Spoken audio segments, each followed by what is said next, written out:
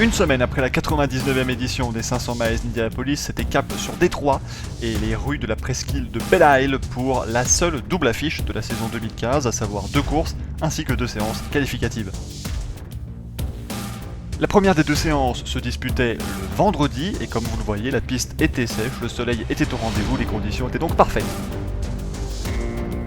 Certains pilotes, comme Tony Kanaan ou Joseph Newgarden, perdaient le fil de la bonne trajectoire et étaient éliminés dès la Q1.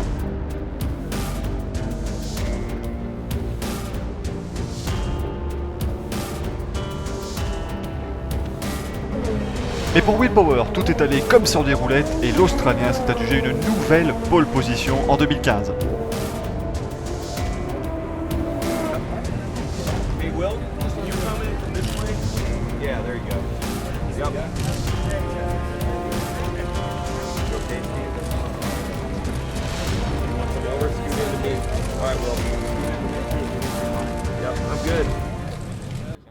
Yeah, fantastic start to the weekend, you know.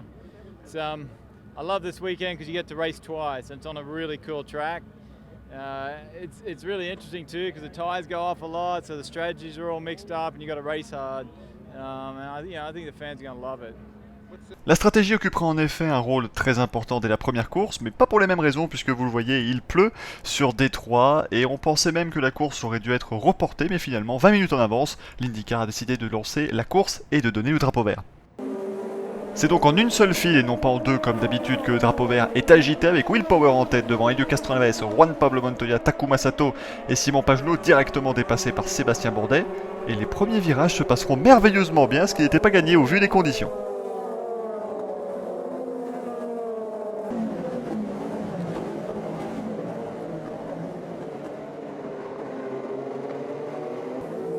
Takuma Sato sera l'auteur d'un départ tonitruant puisqu'il a déjà dépassé Juan Pablo Montoya et qu'il se défait ici d'Helio Castroneves pour la deuxième place.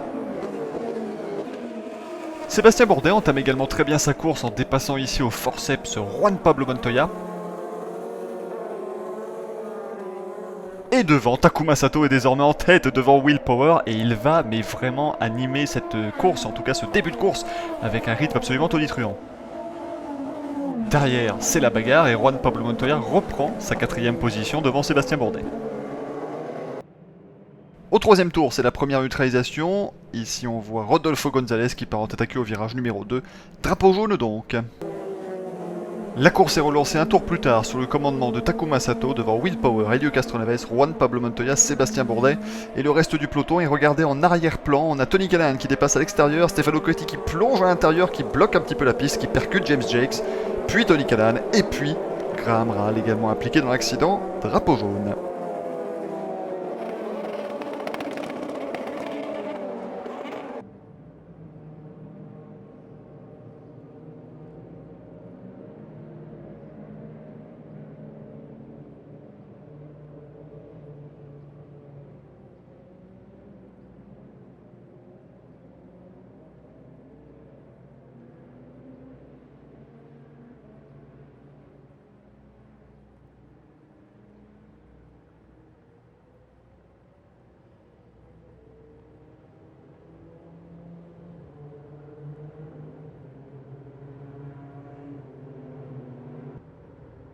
Pendant la neutralisation, certains comme Marco Andretti en profitent pour chausser des pneus slick. Ça y est, le jeu stratégique peut commencer.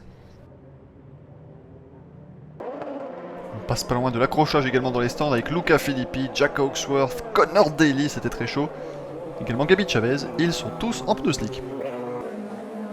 La course est relancée au 11e tour, toujours sous le commandement de Takuma Sato, et on voit une trajectoire sèche qui commence à se former sur le circuit. 3 tours plus tard seulement, le drapeau jaune est à nouveau agité pour la sortie de piste de Charlie Kimball. Il était passé en pneu slick, visiblement il a été surpris par une petite plaque d'humidité dans le virage numéro 2. Gros crash, mais l'américain est ok.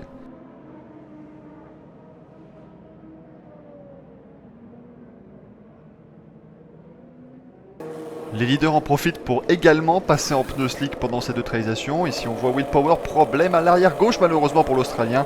Castroneves, Montoya, Dixon et tous les autres le dépassent. Il va avoir fort à faire maintenant, le champion 2014. La relance s'effectue au 17e tour, sous le commandement cette fois-ci de Marco Andretti devant Luca Filippi, Jack Hawksworth, Connor Daly et tous les autres, à savoir ceux qui s'étaient d'abord arrêtés pour chausser les pneus slick. La stratégie semble bien fonctionner, mais il reste encore pas mal de tours à parcourir. Il y en a 70 de prévus dans cette épreuve. Contact ici entre Takuma Sato et Joseph Newgarden. Et pour le petit débris, vous voyez à gauche, et ici, la neutralisation est effective.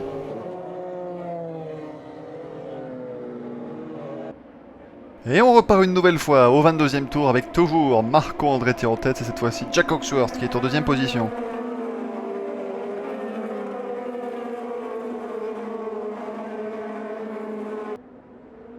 Attaque dans le virage 3 de Carlos Munoz, très tardive sur Tristan Vautier, les deux pilotes se touchent et le français ira légèrement brosser le mur de pneus. Heureusement il a pu reculer et reprendre la piste. Marco Andretti est toujours devant Jack Hawksworth, vous les voyez maintenant à l'écran.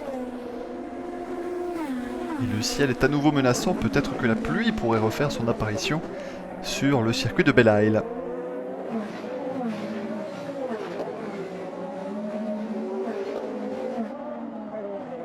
Et vous voyez la lumière rouge clignotante à cause de ce débris, et c'est une nouvelle neutralisation sur le circuit de Détroit. Et on va en voir la cause ici, avec Rodolfo González qui sort un tout petit peu trop large dans le dernier virage, et qui va perdre un petit morceau. Au 27e tour, la course est relancée une nouvelle fois avec Marco Andretti, Jack Hawksworth, Luca Filippi et tous les autres. Comme toujours, le ciel continue d'être particulièrement menaçant. À mon avis, on va encore avoir un joli coup stratégique avant la fin de l'épreuve, alors que Connor Daly fait un joli coup en piste en dépassant Ryan Hunter dans la première chicane. Dans le fond de l'image, on peut apercevoir Will Power qui nous a fait un petit coup de zigzag en tentant de dépasser Sébastien Bourdet. Et vous l'avez vu en caméra embarquée, c'est bien passé pour l'Australien. Simon Pagenaud va tenter également de prendre une position. Derrière, on a Sage Karam qui se défend plutôt vigoureusement face à Gabi Chavez qui reste derrière. Marco Andretti continue de mener aux avant-postes. Et Sage Karam va quasiment envoyer Takuma Sato dans le mur. Il est particulièrement agressif. Le pilote américain, regardez à nouveau. Et il va être pénalisé pour ses actions, évidemment. Cela est considéré comme du blocage illicite. La bagarre continue entre les deux pilotes, mais visiblement Sato va rester devant. Tristan Vautier également maintenant qui tente de dépasser. Hop, attention, Joseph Newgarden. Petit contact avec Gabi Chavez. Et donc, vous l'avez deviné, crevaison, mais surtout débris. Nouvelle neutralisation. On repart au 32e tour, c'était la 7e neutralisation de la journée. On voit Connor Daly qui rentre au stand après un petit contact avec Ryan Hunter au restart. Et quelques gouttes de pluie sont désormais sur la caméra. Alors qu'attention, Will Power qui dépasse à l'intérieur Juan Pablo Montoya et Carlos Munoz qui a fait un joli dépassement également sur Simon Pagenaud. Certains pilotes rentrent au stand pour chausser les pneus pluie, ça n'est pas le cas de Marco Andretti. Son père qu'on voit à l'écran, Michael Andretti, veut le faire rentrer au stand, mais Marco sent que la piste va résister à ces quelques gouttes et il reste en piste en pneus slick. Malgré le trafic, comme ici, Gabi Chavez. Il n'est pas content, comme très souvent. Marco Andretti, derrière, on a Carlos Munoz, qui est désormais en deuxième position de l'épreuve, devant Simon Pagenaud. Et ici, le coup stratégique va être de rester le plus longtemps possible, et Marco Andretti n'a plus d'essence, alors que derrière, Munoz va quasiment être emmené dans les stands de force par Chavez. Marco Andretti et Simon Pagenaud sont dans la pit lane. C'est donc Carlos Munoz qui est désormais en tête. Il est toujours en pneu slick alors qu'on met les gommes pluie sur la monoplace de Marco Andretti. Et donc maintenant Munoz, il va falloir faire quelques tours absolument démentiels pour rattraper le petit écart qu'il avait avec Marco Andretti et puis ensuite eh bien, pouvoir se constituer un petit avantage. On voit qu'il revient très facilement sur les voitures en pneu pluie comme celle de Luca Filippi ici. C'était le bon pari de rester en pneu slick, petit contact entre les deux.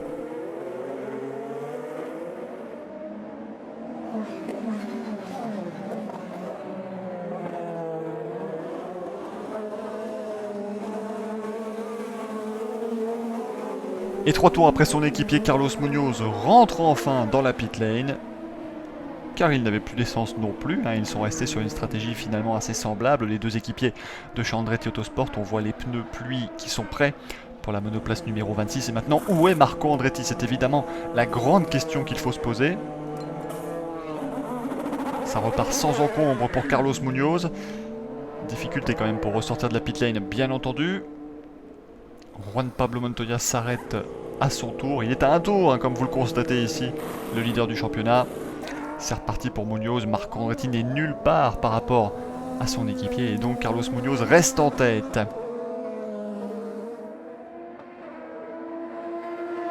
Nous sommes désormais au 47e tour et la pluie est vraiment fortement tombée comme vous pouvez le voir, les conditions se sont dégradées, le drapeau jaune va devoir sortir non pas parce qu'il pleut mais surtout parce qu'il y a des éclairs dans la région de Détroit et c'est évidemment dangereux de laisser tous les fans sur leur siège en aluminium alors que la foudre peut venir frapper bien entendu derrière. Regardez, Luca Filippi qui vient percuter violemment le mur de pneus dans le premier virage alors que nous sommes sous régime de drapeau rouge désormais.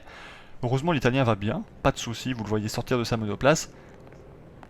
Mais c'est un incident relativement cocasse.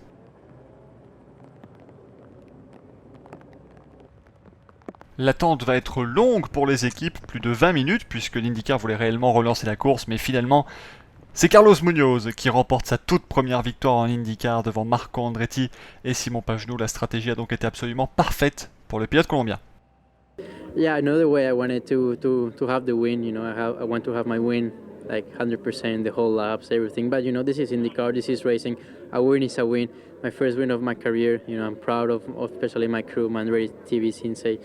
You know, they did a great job with the strategy. It was a really crazy race with the weather, dry, wet, dry, wet. You know, tomorrow is another race. We have to now clear the minds and think about tomorrow. Et la deuxième course allait se disputer avec des conditions relativement similaires à la première, comme vous voyez sur cette image, puisque la séance qualificative a dû être annulée à cause des conditions beaucoup trop problématiques. Heureusement, le départ étant prévu à 15h50 heure de Détroit, la pluie a pu se calmer quelque peu et ainsi on a pu lancer la course avec Juan Pablo Montoya en pole position du fait de sa position de leader du championnat, mais directement Will Power prend l'avantage. On a une très belle deuxième ligne avec Scott Dixon et Elio Castroneves. Et tout se passe bien. Dans les premiers virages, on voit que la piste est quand même un peu moins humide que la veille. Les conditions sont un peu meilleures. Attaque maintenant de Juan Pablo Montoya sur son équipier Will Power. L'aspiration.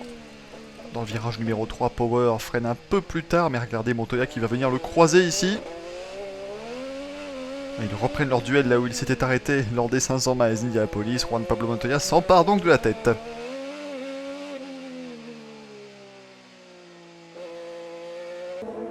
James Jakes sera l'un des premiers à chausser les pneus slick et on voit que c'est encore assez humide. Heureusement, il a évité le mur dans le virage numéro 2 et malheureusement, dès le 6ème tour pour Carlos Munoz, le vainqueur de la course du samedi, c'est déjà l'abandon sur casse-moteur. Le moteur Honda qui n'aura donc pas tenu bien longtemps et alors ensuite il se met dans un endroit un peu complexe ici dans le virage numéro 3. On voit que le moteur n'a pas complètement lâché puisqu'il avance encore quelque peu. Il est relativement mal mis ici et il va accélérer soudainement avant le passage d'une des voitures de l'écurie d'AJ Foyt. Abandon donc pour Carlos Munoz. Et Jakes a vraiment mis les pneus slick beaucoup trop tôt puisqu'il est maintenant à un tour en train de se faire doubler ici par Luca Filippi. On a également Takuma Sato et la voiture jaune de Sage Graham qui va passer tout le monde d'un coup. C'est quand même beaucoup plus pratique comme cela. Juan Pablo Montoya est pendant ce temps toujours en tête, mais la pluie refait son apparition sur Belle Isle. Donc là vous pouvez évidemment vous dire que pour James Jakes la stratégie était vraiment mauvaise et on voit que c'est compliqué quand même pour Juan Pablo Montoya avec ses pneus usés. Scott Dixon passe très près du mur ici et il perd même une petite ailette sur sa Chevrolet.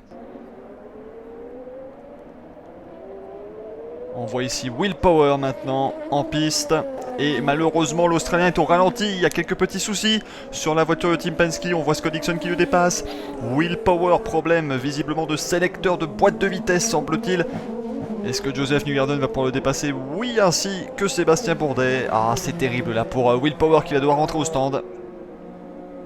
Et on l'attend justement avec un volant de remplacement. Peut-être que toute l'électronique a été un petit peu affectée par la pluie. C'est possible, bien entendu. Ces voitures sont très sensibles à la météo et sont quasiment entièrement équipées d'électronique pour tout ce qui est pièces mécaniques de la monoplace. C'est donc reparti pour Will Power. Et visiblement, il n'y aura plus de soucis sur la voiture du champion en titre.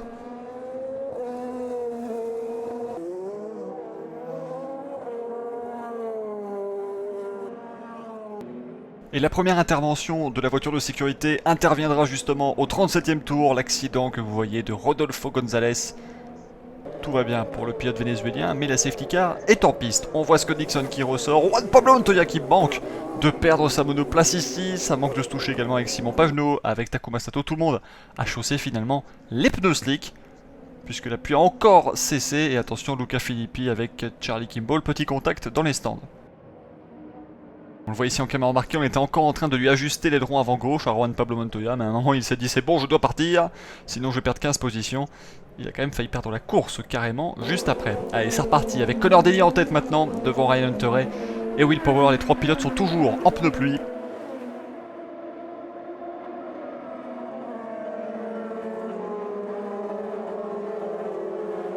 Et au 42e tour, c'est l'accident pour Luca Filippi en sortie de virage numéro 2, malheureusement pour l'Italien, alors qu'on voit Elio Castroneves, qui lui est toujours en pneu pluie, dépasser ici Graham Rahal, et c'est compliqué à la réaccélération pour l'Américain, bien entendu. On va revoir derrière, tout simplement un tête à queue pour Luca Filippi en pneu slick, en pneu tendre, vous les reconnaissez à leur bande rouge. Et puis la bagarre qui était quand même assez serrée aux avant-postes, caméra embarquée avec Tony Kanaan, qui a quand même manqué de la perdre également, c'était assez serré et assez chaud pour le pilote brésilien. Et derrière, la neutralisation provoquée ici par Stefano Coletti, qui est simplement sorti trop large et qui est allé percuter le mur au virage numéro 3. On repart donc au 44e tour, c'est toujours Conor Daly qui est en tête, devant Ryan Hunter et Will Power, 4ème position pour Scott Dixon, devant Sébastien Bourdet.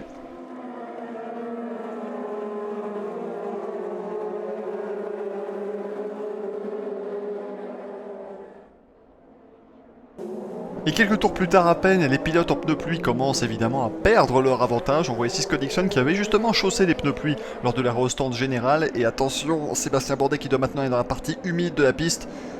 Mais il arrive à se replacer sur la trajectoire sèche. Est-ce que Montoya va pouvoir le suivre? Non. Et ça c'est très important évidemment pour le manceau Sébastien Bourdet qui prend l'avantage par rapport à Juan Pablo Montoya, puisque maintenant il a réussi à intercaler Scott Dixon entre les deux monoplaces. On a également Graham Rahal et Takuma Sato qui reviennent. Sato qui va justement attaquer Rahal. Oh, c'est chaud entre les deux. Attention, Sato qui monte sur le vibreur. Heureusement, pas de contact entre les deux voitures. Et puis regardez ici, Joseph Newgarden qui part en glisse en tête à queue. Et un très gros crash pour le pilote américain. L'angle était quand même assez sévère. Heureusement, pas de soucis pour Joseph Newgarden, le vainqueur de l'épreuve du Barber Motorsports Park. Mais regardez, il est allé en fait taper dans l'ouverture du mur pour les équipes de sécurité. S'il l'avait perdu un tout petit peu plus tôt dans le virage, il aurait pu taper de manière beaucoup plus frontale. 54e tour, on repart et c'est donc Sébastien Bourdet qui est en tête. Attaque de Juan Pablo Montoya peut-être? Non, ça ne passera pas. Les pilotes qui étaient chaussés des pneus pluie sont évidemment rentrés au stand pour remettre des slicks. Attention, Tristan Vautier qui vient toucher Tony Kanaan. Les beaux dépassements également de la part du français.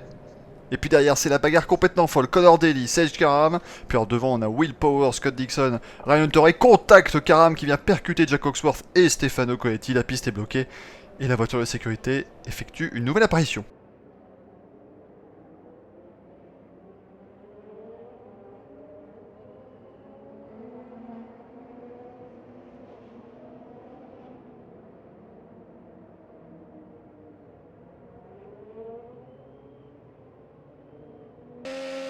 Nouvelle relance au 57e tour, caméra embarquée avec Juan Pablo Montoya qui tente de dépasser encore une fois Sébastien Bourdet.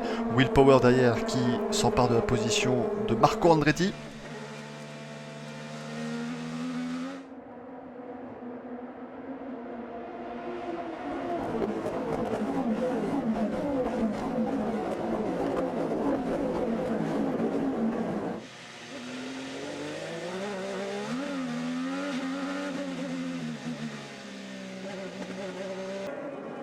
Devant, Sébastien Bourdet, toujours en tête de Juan Pablo Montoya, mais regardez Graham Rahal qui va être pénalisé pour cette manœuvre de blocage. Ici, il va devoir laisser la position à Takuma Sato.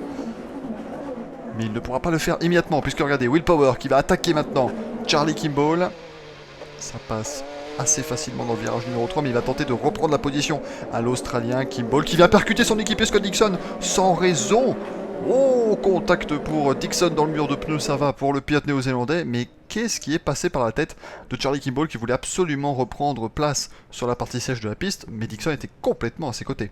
Et vous êtes maintenant très près de la boîte de vitesse de Sébastien Bourdet en caméra embarquée avec Juan Pablo Montoya, c'est à nouveau parti, et derrière, attention, oh, le gros contact avec Will Power et Charlie Kimball. Bon bah ça a l'air d'aller quand même pour tout le monde, heureusement, on est passé sans trop de soucis et sans trop de grabuge dans les deux premiers virages, donc Bourdet, Montoya, Sato, Rahal et donc Will Power désormais 5ème devant Pagenaud et Tristan Vautier, le français. Attention, Karam qui va aller à l'intérieur et qui va de nouveau percuter Jack Hawksworth, c'est absolument fou. On se demande ce que le Britannique lui a fait. Alors heureusement, le pilote de la numéro 41 du Foyt Racing peut repartir. Mais donc c'est Karam qui a percuté 2 fois dans la même course le même pilote. On revoit l'action quand même en caméra embarquée avec Charlie Kimball et c'était un joli contact quand même avec Will Power. Heureusement pas de problème. Et au restart suivant, regardez Takuma Sato qui va dépasser Juan Pablo Montoya avant même la ligne de départ. Alors évidemment vous avez vu le Colombien toucher un bouton sur son volant, c'était le bouton de la radio pour dire que c'était un petit peu scandaleux. Alors derrière, attention avec Vautier qui emmène Power large et qui se fait percuter par Helio Castroneves. Oh, les deux voitures du Team Penske impliquées dans l'accident ici. Et il faut savoir que le circuit de Détroit appartient à Roger Penske, c'est son événement. Et là, il va pas être content, évidemment, le capitaine. On voit Power dans le mur et Castroneves un peu plus loin. Drapeau rouge pour nettoyer les débris. Rassurez-vous, tout le monde va bien.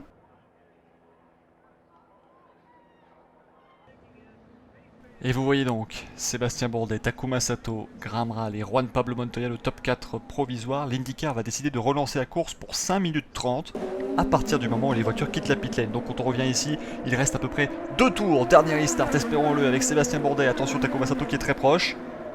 D'ailleurs, on a Rahal, Montoya et Tristan Vautier qui pointe désormais en 5ème position. Et Sébastien Bourdet reste devant assez aisément. Victoire de Sébastien Bourdet qui s'impose dans les rues de Détroit. 2ème place pour Takuma Sato, 3ème Graham Rahal.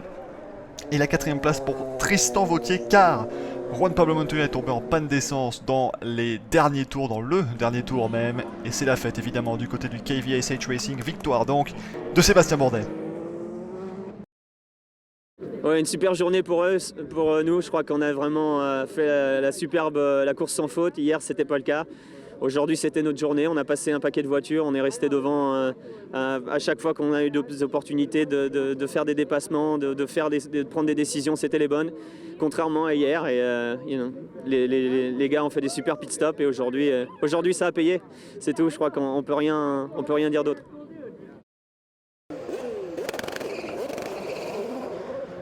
Au championnat, Juan Pablo Montoya conserve la tête du classement général avec 315 points, soit 21 de plus que Will Power. On se retrouve dès samedi pour l'IndyCar avec l'épreuve du Texas Motor Speedway. Vous pourrez évidemment suivre tout cela sur Motorsport France tout au long du week-end. Et comme toujours, la semaine prochaine, le résumé. Portez-vous bien, à la prochaine. Ciao, ciao.